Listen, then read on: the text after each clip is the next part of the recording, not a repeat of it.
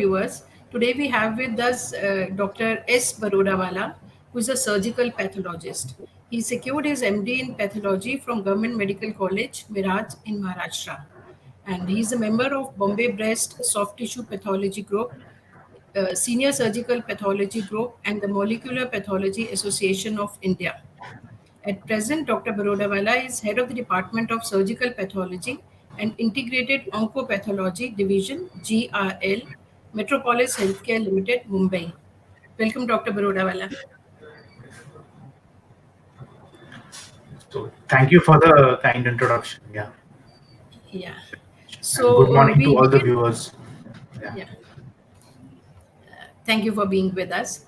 And I'll begin with your interest in hereditary cancers, right? So, what is the role of a surgical pathologist in diagnosis of hereditary cancer, and how does it help in the treatment of a disease? Okay. So let me begin by just introducing a little bit about what is hereditary cancer in general, and then I Yeah. will come to your question of what is the role of the surgical pathologist. So Okay. everyone now knows about what cancer is, and majority of the cancer actually happen in a sporadic manner, in which age, environmental factors like radiation, pollution, chemicals, viruses, etc. Mm. Lead to cancer. But there are 10 to 15% of cancers which can be Mm. inherited, like from one Okay. generation to the other. Okay. They encompass that group of hereditary cancers, and there are Mm. specific syndromic associations which are there, Mm. of which we will, talk a little bit in more detail, so that Yeah. viewer who's watching this can get a little insight about what is a hereditary cancer. So, for Yeah. example, there is a gene which produces the protein, and if Yeah. that gene is defective, it will not produce that particular protein, and that might lead to a cancer. Now, if Okay. this gene is inherited, like maybe from the father or from the mother to the Okay. child, so in Okay. that case, that person who gets that inherited gene, which is probably defective, has little more chance than the usual population to develop that cancer. Okay. For example, I will take the example of breast cancer.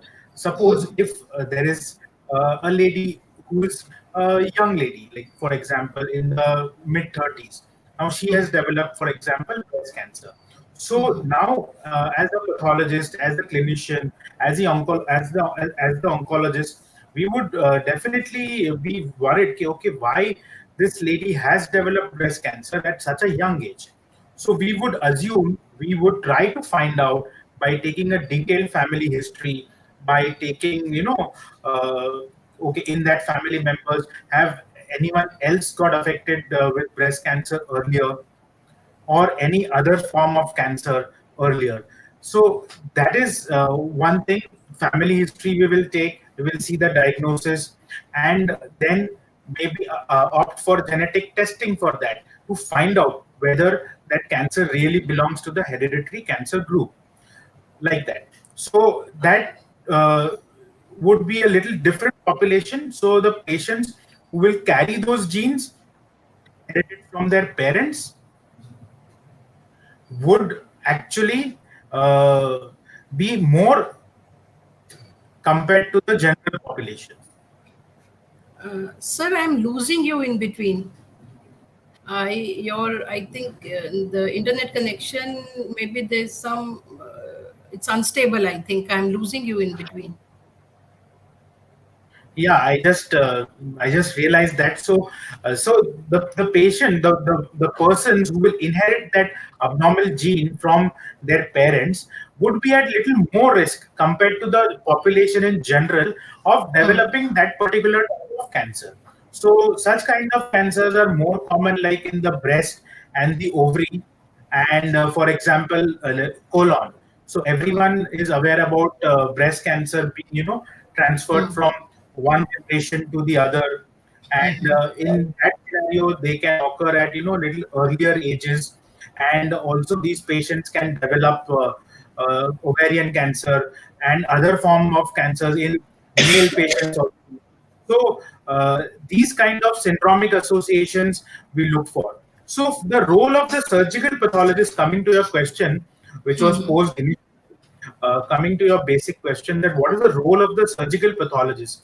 So a surgical pathologist, would examine the tumor as to what is the type of tumor which one is dealing, what is the diagnosis, what is the subclassification, and what are the molecular markers one tumor is expressing.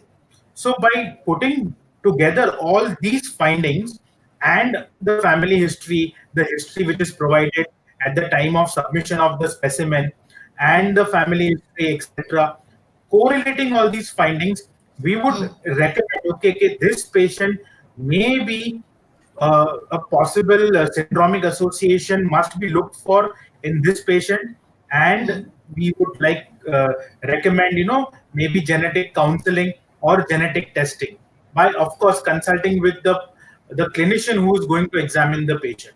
So that is the role of the surgical pathologist, because when we see the slide which is prepared and see it under the microscope, there are subtle hints which are available morphologically, which may lead us to understanding, okay, this patient might be a possible case of a hereditary cancer, and they need to be investigated. So that is the role of the surgical pathologist. So hope I've just introduced this topic, and I hope the answer is little clear. Yeah, so but the thing is that uh, all these thing is done when you get a patient, right? Right, right. Is there any way, preventive way to do that? A preventive way, is very important. That see, we have a practice of going to the family physician for even small illnesses, like so a family physician. That concept of family physician is very important here, because that family physician would know the detailed history of the family, and these cancers can be detected by a great and proper detailed family history. Okay, Okay. if a lady is affected today with breast cancer, is her sister also affected? Is has her mother been affected in the past with this cancer or any other form of cancer? So when we come to know about the detailed family history, the doctor can sign, a red flag. Okay, there is a history of cancer in this family. It is running from, like, for example, from generation to generation, and they need to be on the lookout for, better surveillance and better diagnostic modalities, and more frequent checking for cancer. For example, if there is a history of breast cancer in the family, then, and if there are girls in the family, or so they need to be, subjected to, more self examination of the breast, or going to the gynecologist and getting a breast examination done, or to the surgeon, or getting a mammogram done more frequently than compared to the general population, so that if there is any chance, okay, there might be development of a lesion, that can be caught early, and with the help of the surgeon or the oncologist, and together, like a multidisciplinary approach, that can be removed and treated at that time. So that can be like a preventive approach. But there is no But way you can prevent that. But the preventive, that you are coming to the treatment, the primary stage treatment you are right. providing. But there is no way that you can prevent that. Right now, no, you can't prevent, because you have inherited that gene. So there is a risk. Inheriting that gene doesn't mean that you will get that cancer. The Okay, probability because is you there. might inherit only one abnormal gene. For the event to happen, you may need, both the genes to be abnormal. So in the course of time, the other gene also might get mutated, and then the Okay. chances would increase. So if you have inherited one abnormal thing, there is definitely a chance you may not necessarily get that cancer, because if the other gene remains functional by the grace of God and the Almighty, then you may not develop that cancer. But definitely, compared to the population at large, the risk is more. So, So sir, people are opting for, preventive, little preventive surgeries.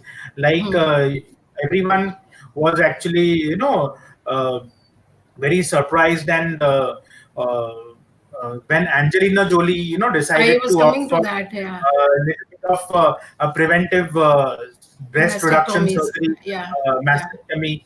That's what because of her BRCA being positive, yeah. and there was a history. So that Hmm. made actually headlines, and actually uh, give a great boost to breast cancer screening programs on But that is time. that a So healthy practice? no, it's not recommended like that. So it's not that okay, this treatment will suit all. It is Hmm. not going to be like that. It is Hmm. going to be the discussion between the patient, Hmm. the treating surgeon or physician, the genetic counselor, and as to what is going to be the impact of what step you are taking has to be laid down in a detailed manner, explained to the patient, and then with the consensus of all, maybe the next treatment step plan. So it depends upon what age you're wanting to diagnose. Like for Hmm. example, if one patient uh, is having a BRCA mutation, but is Hmm. suppose in the mid 40s or something like that, and if a Hmm. family is complete, she might opt for a preventive oophorectomy. Hmm. That is up to the patient and then the clinician to decide. Hmm. We cannot have a set or One a rule fit treatment all. advice plan which can suit everyone. It has to Yeah. be from patient to patient as to what the patient has understanding, what the patient desires from life, what the Hmm. patient desires from that organ in their respective lifetimes. It would all depend upon that. Yeah. Okay. So you were talking about the mutation, that the one gene may be perfectly healthy and the other may be defective, but the healthy gene can also develop mutation. So, Right. what are there any specific reasons that mutations happen, or they happen just like that? No, so it's a very interesting thing in in a pathology book which we all of pathologists are the students of that book, Hmm. which is Robbins, the book of pathology. It's a very Hmm. interesting line has been mentioned in that book that Hmm. the only risk of not getting mutation or a cancer maybe is Hmm. to not be born. So, so it is actually very widespread. So what happens? I'll just take a little moment and try to explain that what happens actually. That like a cell, whenever a person is born, uh, Hmm. there are going to be events and activities. One may be exposed to radiation. One may be exposed to smoke or pollution. They will cause a DNA damage in your gene, but the corrective mechanism is actually so robust that those small alterations or which are called mutations or genetic changes, they are corrected by this DNA repair mechanism which exists in every individual. So Okay.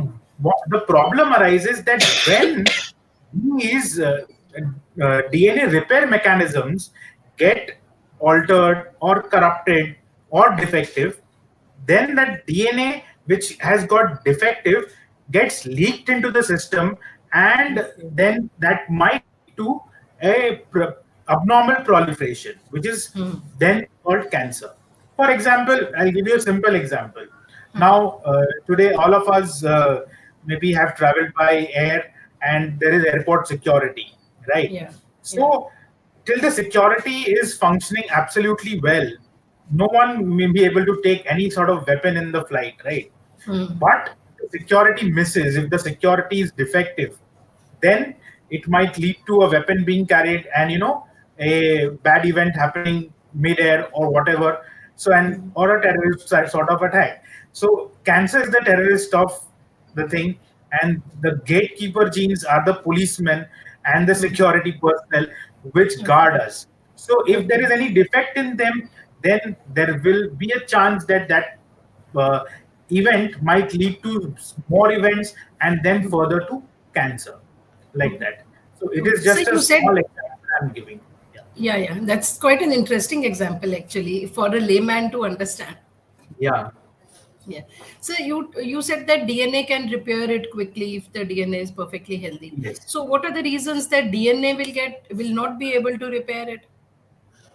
Yeah, so that's what I'm trying to tell, that if that gene which is assigned with the duty of repair, that is अच्छा. either inherently mutated, jo what और you are वो. receiving from the parent, Okay. or it gets also mutated by any virus, any Okay. environment factor like radiation. We are all hearing about radiation, these towers which are there and causing Okay. these bad effects. And there are many sources of radiation, ultraviolet radiation, the radiation which comes from the sun, the direct impact. They will definitely, they are all mutagenic because they will cause some damage. So if that damage, once it happens, and we are not able to correct it in time, and suppose it will pass through that system, or Okay. it may be present but it may be ineffective, so then that mutation will, instead of getting killed or captured there, it will Okay. go into the system and cause more effects, which Damage. ultimately will lead to cancer. Okay. That, So that means the modern kind of lifestyle that we are living with all the luxuries yes. of equipment, electronic equipment, is also one of the reasons for the cancers. Lifestyle definitely, what we eat, how pesticides and what we are eating, what we are exposed to, uh, all these factors will be definitely causing a great impact. And the environment, there are viruses which can also lead to cancer. For example, cervical cancer, cervix cancer जो है, uh, HPV related, it's HPV, human papilloma Yeah. virus, causes that cancer to grow and cause a lot of mortality in women.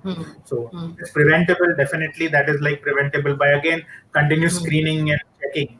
But that is not inherited. That is an outside effect, Yeah. like that. Yeah. So it is an interplay of all these factors. It is not only a single One factor thing. which will cause. It is an Okay. interplay of many factors, and sometimes we don't even know that, okay, what may lead to a cancer. Sometimes Yeah. that still remains sometimes unanswered. That's why there is more emphasis now, when facilities are available, to try and do genetic testing, to try and find out, okay, what was wrong, and if a possible treatment is available for that, then that can be instituted.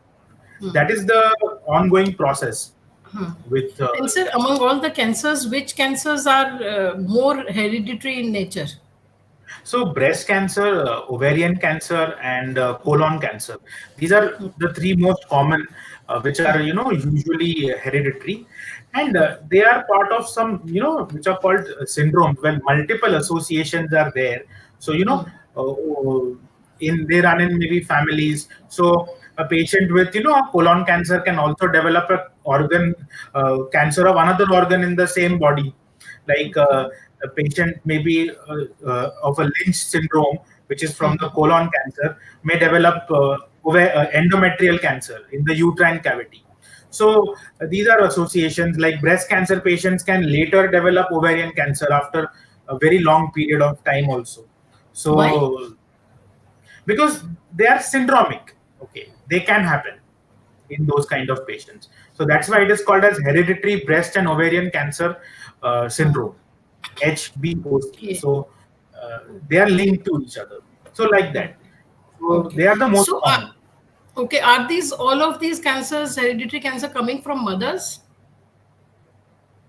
No, it can come from the mother as well, as well as from the father's family. There is no Okay. linkage to only coming from the mother or only coming from the father. It is not associated. Okay. If that information is there, that is not correct. It can come from any Okay. lineage, Okay. Okay. whether And father over or whether this. mother. Okay. And in the last, say, last one decade, what has been what would you say to the number of cancers patients, that are they growing, are they stable, or are they reduced? So, when we see, we as a laboratory analyze a lot of samples. So when we look at cancer incidence as a general, it has not the numbers have not increased like dramatically or something. Okay, Hmm. it has crossed from like a 10% to a 20% sort of jump. So what we have Hmm. observed, because we get a lot of samples of all kinds, so when we studied our data, the incidence of cancer would be ranging from about 9 to 11%. So Okay. that number has not changed very dramatically over a period of last 5 years. But Okay. so we can't tell, okay, the incidence of cancer is increasing, but maybe Hmm. awareness is increasing, and Hmm. people are opting for better treatments and Hmm. better thing, and early detection is maybe increasing, Hmm. and that's why we are seeing a lot of survivors. So that is a Hmm. good sign what we are seeing, because we are getting, for Hmm. example, a specimen of a patient who is operated like 10 years back also. Still Hmm. now you're getting, there may be some disease recurrence, but at least that patient is still surviving, which is a big change from the earlier times, Hmm. where the survival was not very prolonged. So that Yeah. is what we are seeing currently in So practice. that's more testing or more medical advancements in medicines and Medical therapies. advancement. Sorry. Yeah. I said that is one thing that is due to the people are early detection is there and people are going in for treatments. But it is also due to the scientific advancements that are happening and the kind of medicines that you're getting, and maybe the therapies that are happening. Maybe it Right. was limited earlier. Right. So what has happened over the Hmm. last 20 years, a Hmm. lot of cancers have now got the option of Hmm. targeted therapy. Right. Okay. Like, I'll give you again a very layman sort of example, which will convey my point better. Like, for Yeah. example, now in the plane, there is uh, a terror attack now. Now Hmm. government may decide कि, okay, no, we'll shoot the whole plane only. Hmm. Okay. So in that, the terrorists will also get killed, but 300 passengers will also get killed. So that is like chemotherapy earlier. So Okay. it would kill the normal cell also as well as the abnormal cell also. So a lot of normal cells also got killed. So adverse effects were also more. Hmm. Later, now, okay, now the government knows, okay, okay, I want to kill only that particular person that who Hmm. is causing the problem. So they Hmm. will maybe appoint a sniper, and they might shoot that person directly Hmm. without Hmm. anyone else knowing in the surrounding that person has been Hmm. killed. Hmm. So that is called targeted therapy. Hmm. So for a particular cancer, there are drugs which are invented which will act only on the cancer cell Hmm. and not Not kill the other impact the healthy surrounding tissue. cells. Right. So that is called as targeted therapy. So in the Okay. last 20 years, lot of Hmm. targets have been detected, and lot of targeted therapy agents have been also discovered and manufactured and given to these patients, Hmm. thereby actually helping a lot of patients. And in some cases, like for example, lung cancer, which used to Hmm. be earlier very having a dismal sort of prognosis. Now there are targeted therapy agents which you can take orally as a tablet also, and the survival of that patient increases dramatically. So again, there are like different targets. So Hmm. as a surgical pathologist, our role is to test for these targets and give the report, okay, okay, now whether this drug will work on this patient or not. And that kind of, so definitely a question is very interesting, because yes, it is because of also the medical advancements in Hmm. these kind of agents which has Hmm. led to this improved survival in many cancer patients, where earlier we used to, okay, have a very less hope, Hmm. but now at least there is hope. So that's Hmm. Hmm. So the good. traditional approach has been like for the breast cancer has been like you do the surgery and then chemo and then radio. Now, Right. is there any change in that, or is it still the required thing to do? So now very interesting. This is a very interesting question, because you are absolutely right that earlier the approach was first you do surgery and then maybe give chemotherapy or radiotherapy, Yeah. etc. But Yeah. nowadays the approach has little topsy turvy, turned Okay. on its head. When Hmm. when a breast cancer is detected, maybe they opt for first they'll give a neoadjuvant chemotherapy, reduce the bulk of the cancer, and then operate very less and Okay. dissect very less, so that less surgical trauma is there, and less area has to be resected. Breast can be conserved, and after plastic surgery the patient will feel absolutely same in terms of cosmetic appearance and that kind of stuff, and then also continue with the chemotherapy later. So that has been the kind of approaches which have come in breast cancer management, and that is the importance of detecting them early. Because if you detect them early, lesser area may have to be resected, and Yeah. targeted therapies like trastuzumab, Herceptin can be started.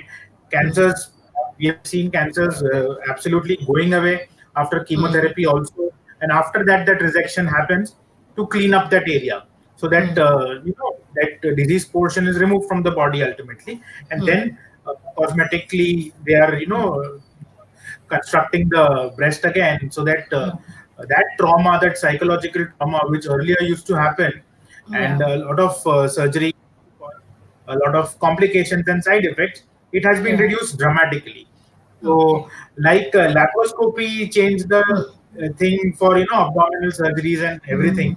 This has also, like breast conservative surgery has come into a big way, and our surgeons are doing a fantastic job, I must say, Okay. and in treating these patients, Okay. because because as patients are getting diagnosed in the early ages also, maintaining that cosmetic appearance also becomes very, very important for the Yeah. psychological well-being of the patient, and that needs to be taken definitely into consideration as a Yeah. part of a proper thorough treatment strategy. So it is not one of the sideline things, it is also it's mainstream, Yeah, like that. yeah. So for hereditary cancers, is there any particular age that they manifest, or it can happen in any age? So why I'm asking It this can question happen in is, any age, but uh, it usually happens in patients which are younger than usually, where you are expecting to detect them. Like you would expect, okay, a breast cancer patient would be, for example, in the late 50s or 60s, 70s, like that kind of group. But okay, you'll be surprised that sometimes you'll get a lot of patients in the 35 to 40 or 45 to 50 years of group. So in that is also, like, age is also indicator ke hereditary cancer may have to be okay, considered, like that. okay, So okay, usually they occur at little younger ages, as okay, they're expected age group. Like you'll see a fall in that.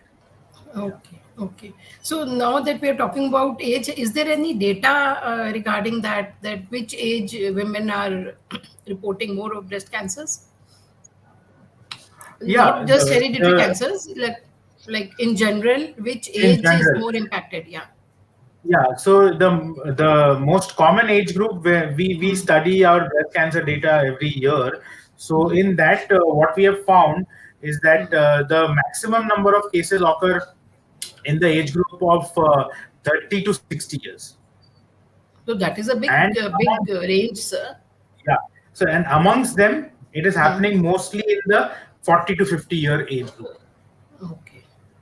Okay. So that has been our study. Yeah. Huh. And sir, since the last 2 years of pandemic, a lot of health tech advancements have happened. So, would you like to talk about pertaining to surgical pathology?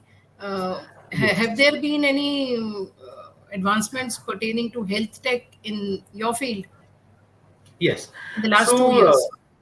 yes, so definitely the pandemic has actually taught us a lot, actually, uh, in terms of definitely, like we are doing this interview, which would earlier we wouldn't have imagined Not we would do possible. it this Yeah. way, True. and it would not be so comfortable also. But now everyone is comfortable of the webinar and all these kind of things.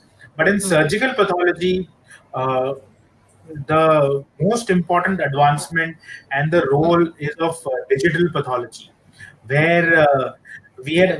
we were actually, Metropolis was is the leader of establishing digital pathology. In Okay. fact, the year before the pandemic, and we had the greatest advantage of that technology during Mm-hmm. the pandemic, where we were sometimes not able to travel to place of work because of lockdown restrictions and the number of employee restrictions as per the government. So we could digitize the slide and see it on the computer at our home, and Okay. give the patient the results as we would do it on the microscope. So that Okay. has been the real good, great innovation what we have actually seen, and that is Mm-hmm. picking up. And yeah, first, when it started, our digital pathology slides were ready, we were little reluctant to adopt or adapt to it. But slowly, as time passed by, after thorough validation, thorough evaluation, it is as good as putting a slide under the microscope.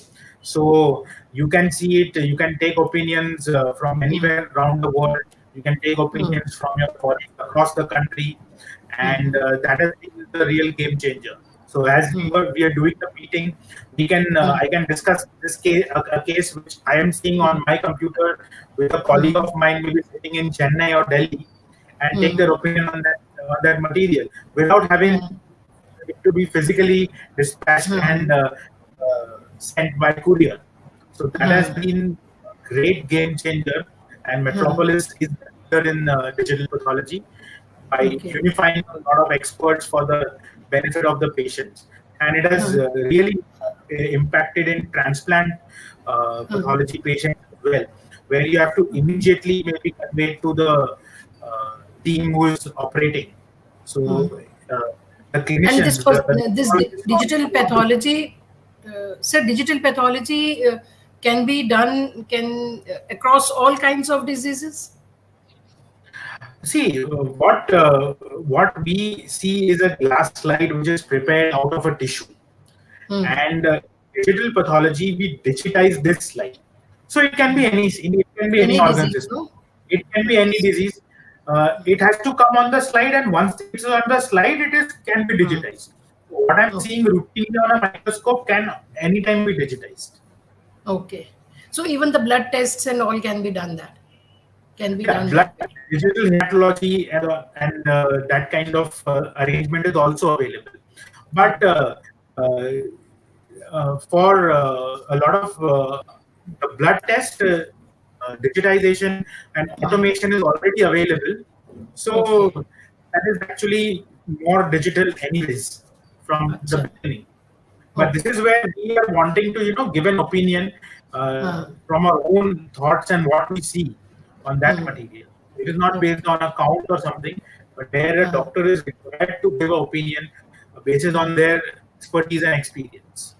Okay. So And sir, globally, where does India stand in terms of the availability of the high tech surgical procedures, the high tech machines, therapies? So Where do I we think stand? India is not far behind. India is doing very well as a country, and needless to say, we are actually the mecca of maybe medical tourism, and it is because of the facilities which are actually available in our country, which come in no great. There's no great lag time where between the West and what we are doing in India, whether it be in radiology, whether it be in surgical advancements, or whether chemotherapy. Only sometimes the chemotherapy agents may get approved in the US. That may take a little more time to be approved by FDA here, and that might take a little more lag time. But otherwise, our doctors actually are doing a fantastic job.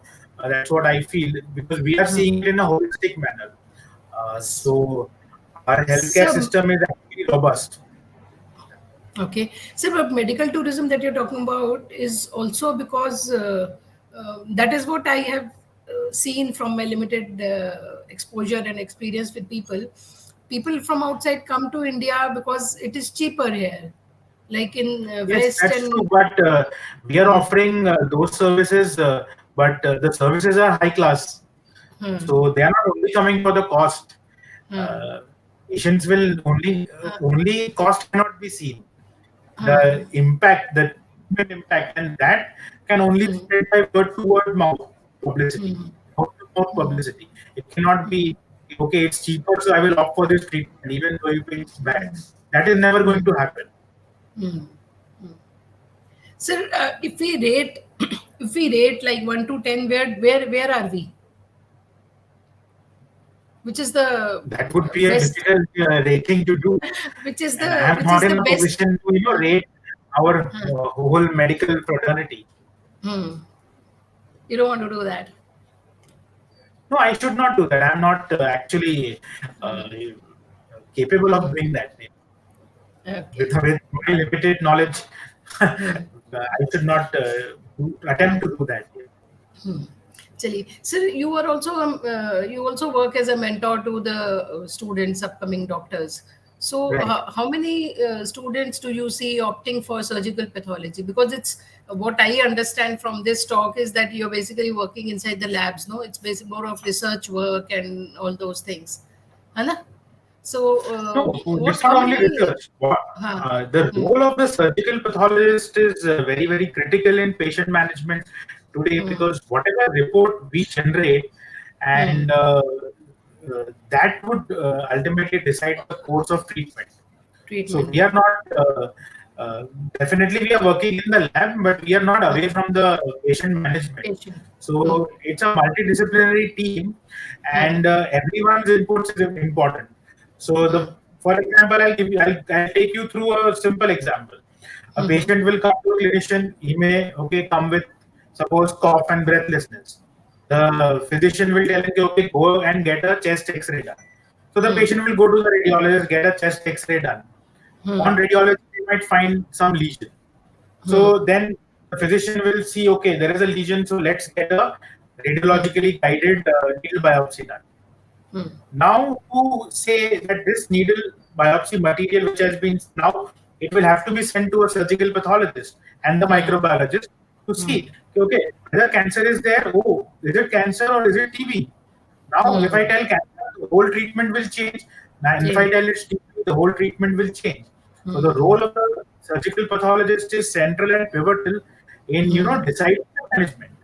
So, how So many students are opting for it?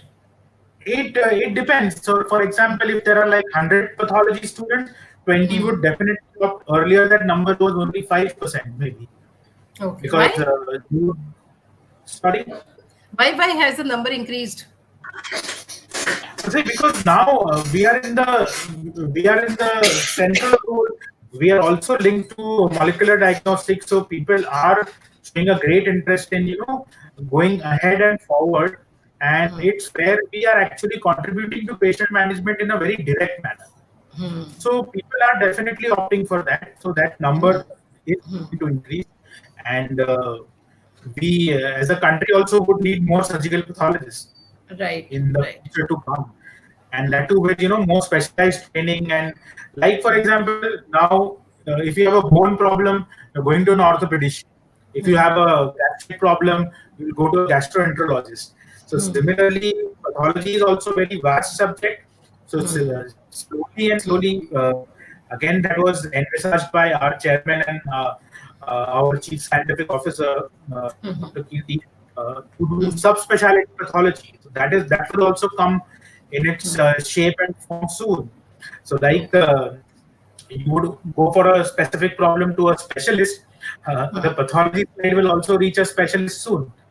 So, So that surgical pathologist for cancer, surgical pathologist for say yes, TB, for like like that. transplant, surgical pathologist for nephrology, surgical pathologist for liver disease. So that is Okay. slowly happening. So That's great. we are on that path. Yeah. Okay. Okay. Sir, I'll come back to the breast cancer thing. I think 2 3 months back, Apollo had stated that they were talking about some blood test for breast cancer. Okay. I want to know more about it. You must be aware of it. No, I am actually not aware, and actually, this is not my area about the blood test for breast cancer. But Okay. what I had a brief idea about it, and So I'm not sure about that. So Okay. I will maybe come back to you after getting to know more about it. Okay. So I'm Okay. not aware of that Okay. in great detail. Okay. So I would not Okay, be in a sir. position to comment on. No problem. Acha, sir, this would be my last question. Uh, I want you to give certain some advice, some tips to people. So I know the diseases cannot be totally, you cannot like keep diseases away from you, but certain tips that will help you maybe for a to lead a healthier life, to lead a better life, disease free life. Some Okay, tips. so I would just advise to all the population in general. Okay, if you have a family physician, then you must visit the family physician, and not use internet as a tool to search for your things and solutions to your problems. So we have to go to a healthcare provider and not randomly maybe select or do tests, but with a proper guidance and proper understanding of the clinician and the physician who is going to treat you. With their input, do certain tests, and of course do lifestyle modifications. Smoking is extremely harmful, so and it leads to a lot of adverse effects. So please avoid and stop smoking if possible, and avoid anything which is more habitual can create a problem in the future. So avoid developing some certain bad habits like smoking and drinking. So that would be definitely beneficial as a society at large is concerned. Other than that, maybe uh, exercise regularly and eat healthy food. Home cooked food is much better. That's what our my experience has been compared to what we have been eating outside. So actually, pandemic has taught that to many of us again, and maybe provide this as a lesson that home cooked food is the best. And that would be my simple message. And avoid stress. So try to lead a stress-free life and set your goals accordingly so that stress is automatically reduced. Because one of my senior colleagues always used to tell me when we were during our student days that so you have to set your own limits of happiness, and if you do not set that, then again there is no limit. And if we Yeah. keep on comparing, and I have to know, okay, I'll be happy in this much, so okay, I can be happy. So that there's a little philosophical side for that, but that can be followed. We need not Yeah. always envy and compare. And if we avoid that, that would definitely boost health.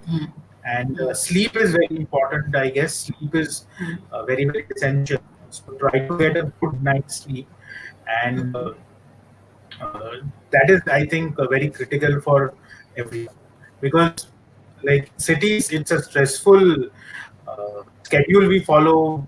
The city is like almost never asleep, so we must try to find our schedule of sleep of at least 6 to 8 hours. If that is done, then you will wake up fresh and be ready to take on the next day and its own challenges. Every day has its own challenges, I feel. So, and if they believe in and the Almighty, that would again definitely boost morale and energy. So keep continuing doing that, and I wish everyone good health, peace, happiness, and health. Amen. Thank you so much, sir. Thank you so much, Dr. Barodawala, for being with us. And thank you for giving us so much knowledge about little things that we should be doing in our life to lead a disease free life. Thank you. Hopefully, we'll meet you again for some talking about some other thing in the medicine. Thank you so much. Namaskar. Pleasure is mine. Thank Thank you. you very Thank much. you.